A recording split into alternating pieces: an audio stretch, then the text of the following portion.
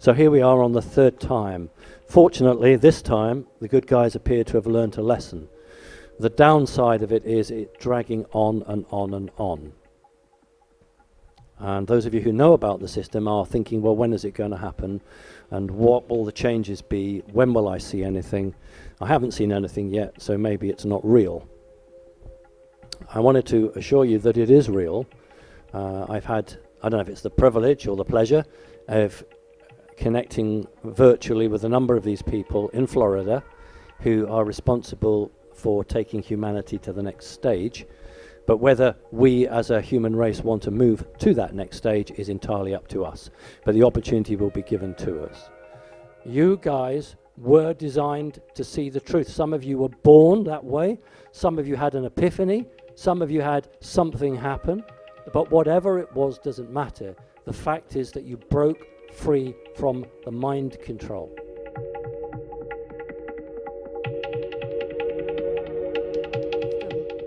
And also, like I said, with the long skull people, they were quite short as well in stature. Their ears were further back. And you also have in this whole scenario what's called infrasound. The stones will start emitting the infrasound. And acting like a mirror, you would get this huge line of light, moonlight, hitting that corner of the arc, then creating a line of moonlight. So what we think is, there was originally a copper plate in the Chalcolithic period, which is the Copper Age, that nobody really talks about because they leaped to the Bronze Age, but the Copper Age was innovative, massively innovative.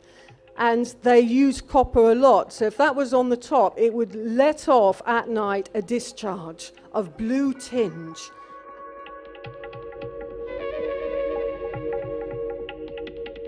Dots moving around, as I've seen those before. Those are incredible. At this point, though, something extraordinary happens. This enormous Mercurius-like sphere fills up the whole entire overhead, almost football field size, above our heads. It's so close, it's about as close as that chandelier right above you, and it starts to just pulsate down over us in 3, 6, 9. Interesting, and this just goes to show you how these extraterrestrials are influencing us in these places. There's something called quantum multiplicity. When you're thinking about your reality is constantly changing every second. It's being maneuvered by folks in the future who want to affect the past. Folks in the past coming into the present wanting to affect this.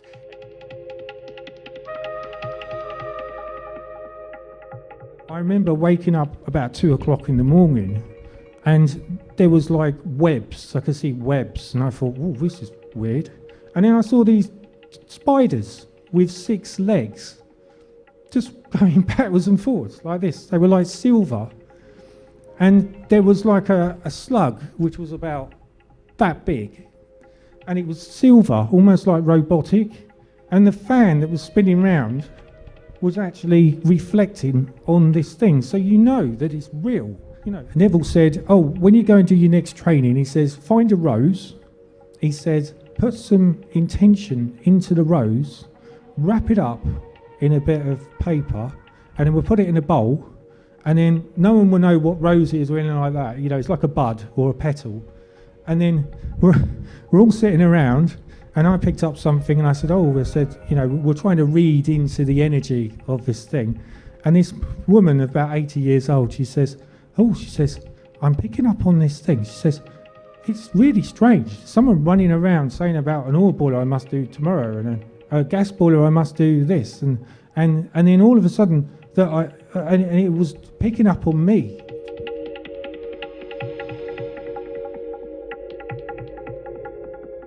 Interaction. What does a being do when it walks up to you? Most of you haven't really been informed. You've been shown sci-fi. You've been shown maybe little tidbits on these paranormal shows.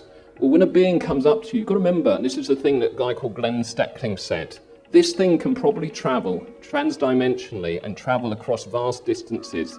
The capability to be able to do that means that it's nothing to be sneezed at. These things are way, way, way deeper and more alive than us. They have so much more awareness than us.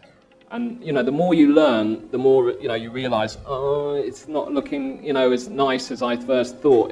So what we have to be well, not have to be, no one has to be anything, but the awareness of this is how this stuff emerges and what it is. I think it's where we're going. So our minds are already going into virtual reality. We're going into, like, all of us have got our iPhones and things, and we're able to communicate with so many people. I think we're going to be sort of trans-dimensional before we know it.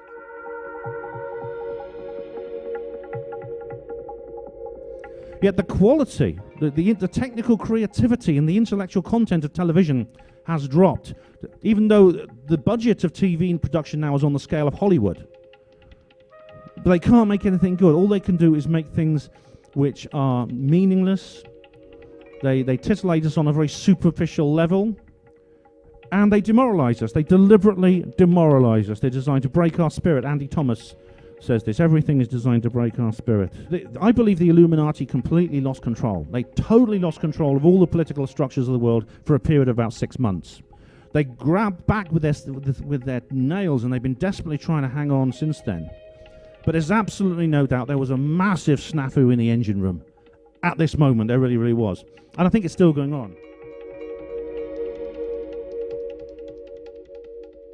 Admiral Akbar, and I bring relevance to that to the star system Sirius, because there's a lot encoded with the Sirius mysteries. If you read Robert Temple, claims of aquatic beings, if you read his, the Sirius mystery with the Nomo, he talks about these aquatic beings visiting the Dogon many years ago in Africa. So again, these are quite famous types you hear about a lot in ufology. So it's very weird that they sort of all come up in this TV show, and there's again a reptilian and insectoid.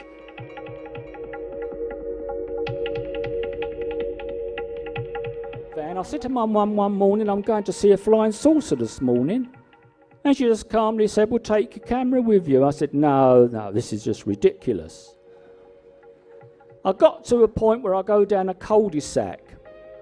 I used to stop at the bottom, and I would have a sandwich and a cup of tea out of the flask. I was sitting doing that one morning. It was 20 minutes past 8. It was a clear blue sky, when suddenly this huge craft, I found out afterwards it was what they call a mothership. It was over a mile in length. It was cigar-shaped, and it stopped over the power station at Beckton, and that was facing where my van was facing it.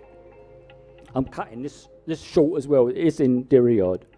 But I jumped out the van. I was standing in the middle of the road, and I was looking up at this huge vehicle. A part of my consciousness went into this object, and another part stayed with me down on the road. Their two faces looked like finely chiselled marble in brilliant gold. And it was male and female energies, and they merged inside me, and it took my breath away. It was incredible. Then there was a brilliant bright light that appeared, the brightest light I've ever seen.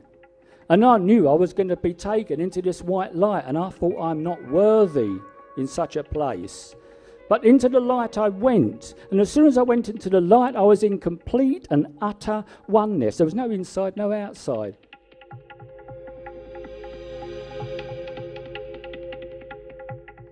Also, always keep in mind that you could think of them as mad scientists if you like, but they know collateral damage is part of the process. So they don't care how many die, really, to be honest. They don't want it to be obvious. That's the only thing. So they want to camouflage it because they don't want to get caught, so obviously, because people are really, sadly, not getting it. So, and the mainstream media is making sure you don't get it.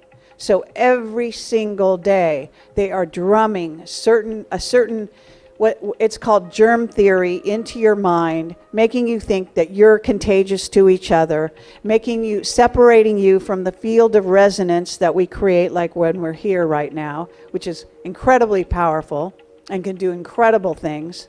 I mean, literally take down a city, move a mountain, you name it. We have these kinds of abilities, but people don't know about it. So, it's kind of like the Tin Man who doesn't know he has a heart. Once he finds out he has a heart, he doesn't even need to have a heart. He has a heart, then he realizes he has a heart, that kind of thing. So humanity is always going through this sort of process. And so again, the masks are to basically signal to you that you're no longer allowed to speak. You're no longer allowed to breathe. Okay, and they're doing a very good job of it, right?